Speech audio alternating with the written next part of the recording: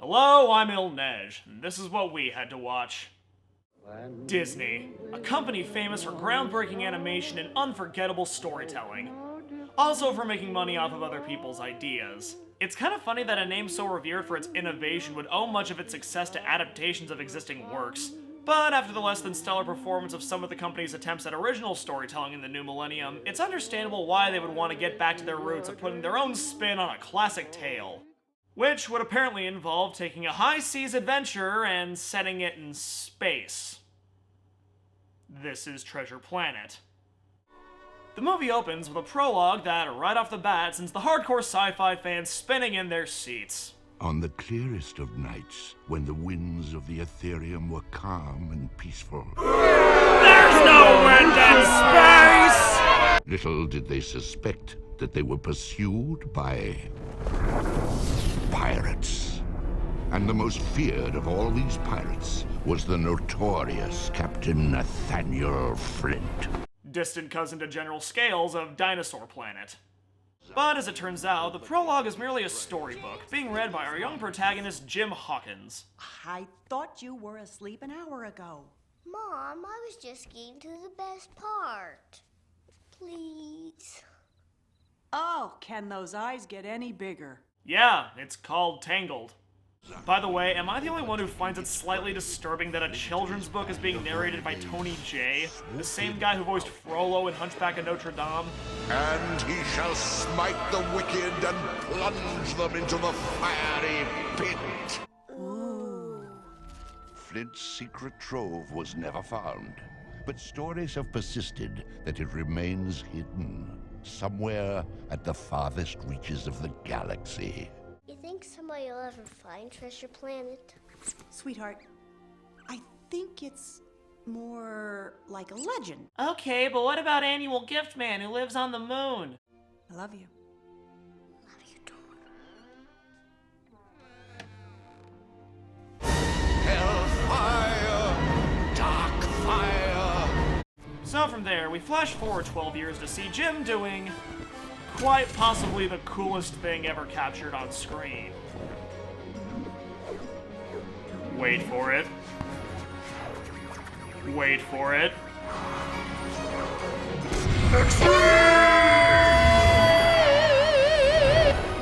Holy crap! When I was a kid, there were two big reasons I wanted to see this movie. This was one of them. This amazing sequence in this futuristic industrial steampunk setting. The 12-year-old me seriously thought this would lead to the most badass Disney movie ever made. Then the next scene happened, and I realized that the movie didn't so much blend colonial culture with sci-fi as it did throw around a bunch of futuristic-sounding vocabulary. And it's a big bowl of Zarellian jelly worms for the big boy. Awesome. Ah, my Alponian chowder with the extrasolaris seed. Get it? Alpo. He's a dog. And thus, we're introduced to Dr. Delbert Doppler, an old friend of the Hawkins family, and the pompous comic relief. Speaking of which, how's Jim doing? Much better. I know he had some rough spots earlier this year, but I really think that he's starting to turn a corner. Mrs. Hawkins. And so we learned that Jim, while a gifted youngster, can't seem to stay out of trouble with the law. Basically the Disney version of James Dean, and I really do like this interpretation. It doesn't completely change the character, rather it takes what was already established in the source material and adds to it, making him just different enough to stay fresh. However, it also had the unfortunate side effect of awarding Jim the largest army of fangirls this side of the solar system, forever earning him a place in internet slash fiction opposite countless Mary Sues and, for some reason, Dimitri from Anastasia. Look at that face. It just screams, I'm damaged. Ship me. Ever since his father left, well, Jim's just never recovered. He's the only kid at school who hasn't lost a parent to a vague off-screen death. I should probably also mention at this point that Jim is voiced by Joseph Gordon-Levitt, because I would be wasting joke opportunities if I didn't. He's a comin'. Can you hear him? Those gears and gyros clicking and whirring like the devil himself. What devil is he talking about? I keep dreaming one day I'll open that door, and there he'll be just the way he was. A smiling, happy little boy holding a new pet and begging me to let him keep it. Does this door only exist to be open when it's most ironic? I can't let them find this. Who's coming? The cyborg. Beware the cyborg. I'm sorry, there's no way for that line to not sound stupid. But the old man lizard's words prove true as a band of pirates come snooping around the inn, forcing Jim and the others to make a hasty retreat. But the destruction of the Hawkins home was not in vain, as it turns out the sphere inside the chest is actually a map leading to... Treasure Planet. Mom, this is it. This is the answer to all our problems. Jim, there is absolutely no way. Don't you remember? All those stories? That's all they were. Stories. Even Annual Gift Man? Especially Annual Gift Man! Delbert, would you please explain how ridiculous this is? It's totally preposterous, traversing the entire galaxy alone. Now, at last, we hear some sense. That's why I'm going with you. Delbert! And this is why I like Doppler. The character is a scientist, so it would have been really easy to just make him some kind of neurotic Woody Allen knockoff, and while he does have some of those tendencies, he's really just a big dorky kid. All my life I've been waiting for an opportunity like this, and here it is, screaming! Go, Delbert! Go, Delbert! Go! Okay, you're both grounded. You said yourself, you've tried everything. There are much worse remedies than a few character-building months in space. Character building, bone atrophying, same difference. We'll begin preparations at once. Jim, my boy, soon we'll be off to the spaceport. I did forget to mention that Doppler has this one annoying habit of making everything sound epic. Jim, this is our ship, the RLS Legacy. This DVD contains 4 movies, and none of them are any good. So anyway, Jim and Doppler board the ship where they meet Mr. Arrow, appropriately clad in a red shirt, and the obscenely British Captain Amelia. Let me make this as monosyllabic as possible. I don't much care for this crew you hired. Yeah, she has a point. After all, you did hire a fart joke. I'm fluent in flatula, Jim. Took 2 years of it in high school. Flatula. Cool. Hear that, kids? Fart jokes are cool. So anyway, as the ship prepares to launch, Jim is placed in the charge of the ship's cook, Long John Silver. Cyborg. Damn if I don't love the design on this guy. Not just his robot half, which does a great job of blending the different animation styles, but also his human half because, well, he's not quite human. I mean, he's got this weird pig ear and this bare hand. He's some kind of man, bear, pig. Oh dear God. Silver also has a little space-age Ditto knockoff called Morph, who at times comes dangerously close to being annoying, but for the most part stays relatively harmless. You know, these perps, they're kind of like the ones back home on Montresor. You ever been there? I can't say as I have, Jimbo. Oh yeah, pay attention to the fruit in this scene, people. It seems to pop up whenever a situation gets especially tense. Mr. Scrope, you ever see what happens to a fresh perp when you squeeze real hard? No, but I have seen my fair share of confusing motifs.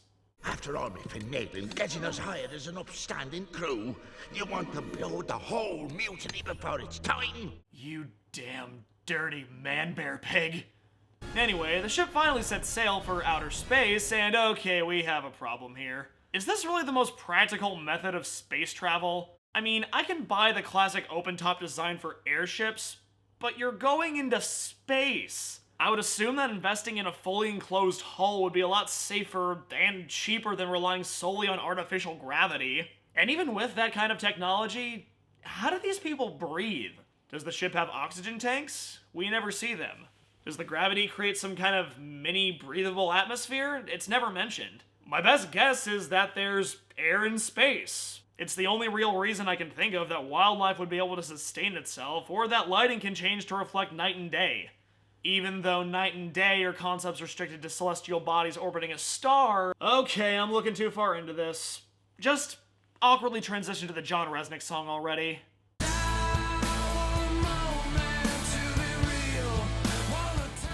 Yeah, remember when I said there were 2 reasons I wanted to see this movie? This was the second one. But much like the solar surfing sequence, the post-grunge alternative sound of I'm Still Here kind of clashes with the rest of the movie.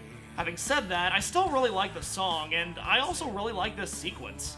One of the things I admire most about this movie is the visual storytelling. Not just for the way the animators are able to develop a relationship purely through visuals, but also for the light it sheds on Jim's past. It's a long-running joke that most Disney protagonists only have one parent because the other one died.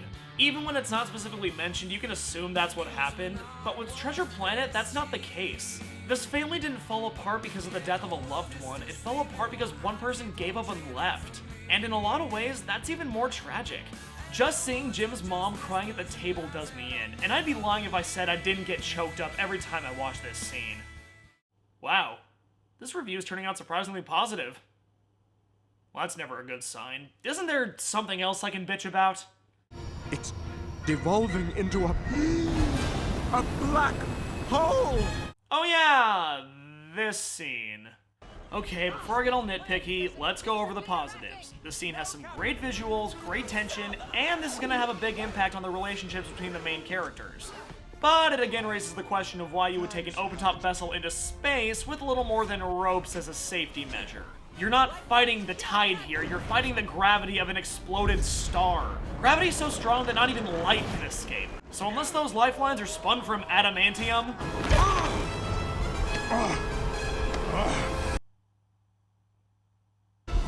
That's what I thought. Mr. Arrow has been lost. His lifeline was not secured. If only we could have repurposed the rope budget into putting some kind of dome over the rest of the ship. What? I don't mind making light of the guy's death. He was doomed the second he wore that color. But unfortunately, Jim takes Arrow's death much harder, leading to another really strong scene. Now, you listen to me, James Hawkins. You got the makings of greatness in you, but you gotta take the helm and chart your own course. Stick to it, no matter the squalls. And when the time comes, you get the chance to really test the cut of your sails and show what you're made of. Well, I hope I'm there, catching some of the light coming off you that day. Why does this story have to be told so well? In front of such a shaky backdrop? Disobey my orders again like that stunt you pulled with Mr. Arrow, and so help me, you'll be joining him! Alright people, this scene's about to get tense, which means Scrope is gonna need a perp. Thank you, Jim, and action. It's that boy. Methinks you have a soft spot for him. I cozied up to that kid to keep him off our scent. But I ain't gone soft. Did you hear that, everyone? Quickly, let's all watch the ship not burn up upon re-entry. Jimbo. Playing games? Oh, Yeah, we're playing games. I see. Well, I was never much good at games. Always hated to lose. Me too! Oh snap! You just took all the vengeance and justice for Mr. Arrow to the knee, and I just accidentally made a Skyrim reference. So as the pirates put their plan for mutiny into motion, Jim and the others take the map and escape to the planet's surface. Morph? Morph, where's the map? Are you serious? It's back on the ship? Stifle that blob and get low. I now have the title for my next hit single. Stifle that blob, get low, get low. Stifle that blob, get low. Okay. Steady, steady. Now, let's have a look at that. I can smell the fanfiction from here. Anyway, Jim heads off in search of a place to hide and finds... Oh, this is fantastic. I just want to hug you and squeeze you. This is Ben. Bioelectronic navigator. Oops. And Well, remember how I said Morph had the potential to be really irritating but manages to remain harmless? Ben had the potential to not exist, but instead he does. For heaven's sakes, after 100 years, you got a little nuts! And it's really annoying. I think the basic idea behind this character was, let's hire Martin Short to scream into a microphone. It's bound to make someone laugh. And it would have if he came down from it every once in a while. But he is just constantly at a 10. And he's important to the plot, which means we have to deal with it. Aw, isn't that sweet? I find old-fashioned romance so touching, don't you? How about drinks for the happy couple? Oh, no. Thank you, we don't drink, and we're not a couple. Yeah, according to the internet, you're with Jim's mom, and Amelia is also with Jim's mom. But it's not long before the pirates find the hideout and Silver calls Jim down to negotiate for the map. That means that he thinks we still have it. Boy, you are really something. All that talk of greatness, light coming off my sails. What a joke. See here, Jimbo. I mean, at least you taught me one thing, stick to it, right? Well, that's just what I'm gonna do. I'm gonna make sure that you never see one doubloon of my treasure. That treasure is owed me by thunder! I'll try to find it without my map, by thunder! Wow, this is a really emotional scene. But you know what it's missing? A perp. Either I get that map by dawn tomorrow, or so help me, I'll use the ship's cannons to blast you all to Kingdom Come! So it seems that all hope of escape is lost, until Ben— damn it, stop having a reason to be here! So anyway, Jim, Morph, and Jar Jar 3PO manage to sneak onto the ship to retrieve the map. Okay, I'll get the map. You wait here. Roger, Jimmy. All neutralized laser cannons. Sir! Yo ho, a pirate's life for me. Wow, an irritating character singing a somewhat enjoyable song. That's like the exact inverse of Zazu singing It's a Small World. Truly, Ben has brought us full circle. Stupid robot's gonna get us all killed. Cabin boy. I've been so worried about Man Bear Pig. I didn't realize this ship was infested with crab people. Crab people, crab people. This has gotta be cannons. Maybe not. Gripe about how the sudden absence of gravity would not result in immediate upward motion, or Inception reference.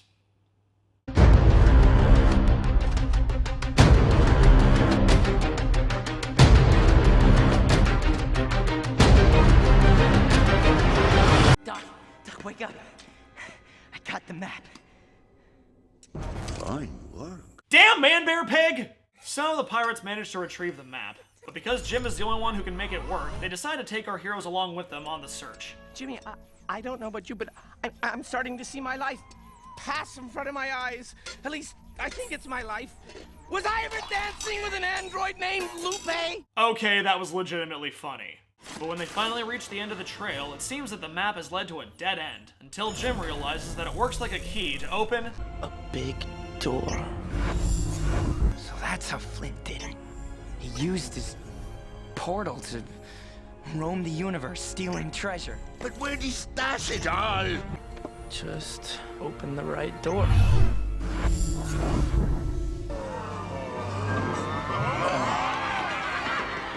The loot of 1,000 worlds. But that's not all they find waiting inside.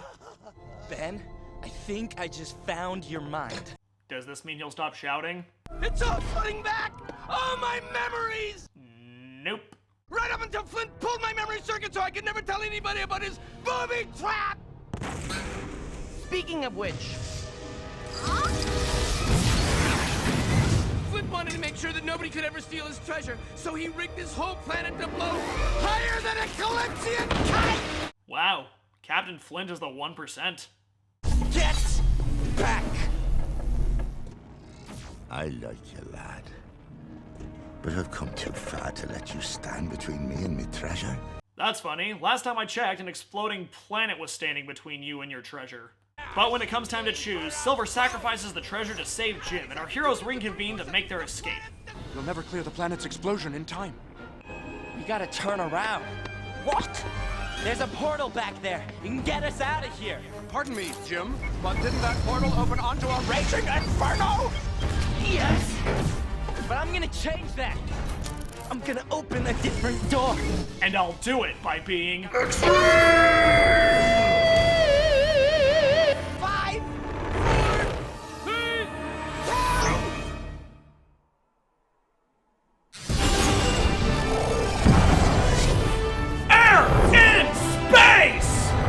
Unorthodox, but ludicrously effective. I'd be proud to recommend you to the Interstellar Academy. They could use a man like you. Because if there's one thing they love in the military, it's unconventional thinking. But of course, our story wouldn't be complete if we didn't have one final moment to solidify the deep emotional bond between two kindred spirits. Get ready for a hug, big guy, because I gotta hug ya! Okay, just kidding. You're something special, Jim. You're going to rattle the stars, you are. Oh, and one more thing. It's for your dear mother to rebuild that inn of hers. Stay out of trouble, you old scalawag. Why, Jim, old lad, when have I ever done otherwise? And so, the inn is rebuilt, Doppler and Amelia give birth to an entire litter of abominations against nature, Jim gets a haircut, and... Okay, when I was a kid, I hated this ending. For a couple of reasons. Number one, I didn't like the way things ended between Jim and Silver. I've never read Treasure Island, so at the time, most of my knowledge of the story came from Muppet Treasure Island. And I was just so used to the bittersweet ending between the two characters that I didn't like this version for being different. Which brings me to number two. The ending felt too happy. I saw this movie for futuristic extreme sports and an angst-ridden power ballad. I expected something grittier, more along the lines of Titan AE or even Atlantis. Something that got its hands dirty. Instead, what I got was a very optimistic movie, and 12-year-old me was disappointed. I only bring this up because 10 years later, I feel exactly the opposite. I still don't know how faithful an adaptation this is, but it's told really well regardless. The characters, the pacing, it's all really solid. And I even like the more positive take on Jim's relationship with Silver. While some of the bigger issues I have with the movie are the very things I liked about it as a kid. I still love the solar surfing and the John Resnick song, but these are the pieces of a movie with a darker, more industrial personality. While Treasure Planet at its core is still a swashbuckling high-seas adventure, just set in space. And if there's one thing holding this movie back in a major way, it's setting it in space. The creators admit that they weren't overly concerned with making the world realistic, which allows for some really cool visuals and some really interesting concepts. But part of me wishes more had been done to make this world more plausible. The overall aesthetic might have been changed, but the spirit would have remained intact. Heck, if Joss Whedon can set a western in space, I see no reason you can't do the same with a treasure hunt. But for what it is, it's still worth checking out, and if you can shut your brain off long enough, you'll get a movie that looks great and puts a very different spin on a classic. I'm Neige, and this is what we had to watch. And feel I belong.